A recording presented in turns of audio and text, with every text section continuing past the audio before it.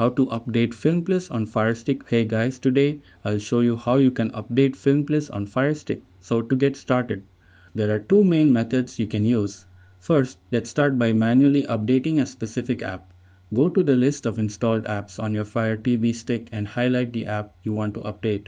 For example, let's say I want to update the downloader app. Using your remote, press the button with three horizontal lines to open the options menu. From there, select More Info. This will take you to the apps page in the Amazon App Store. If an update is available, you'll see the option to update, just click it, and the app will be updated right away. Now for the second method, if you'd like your apps to update automatically, go to the Fire TV Stick settings. Navigate to the Applications section, then select App Store.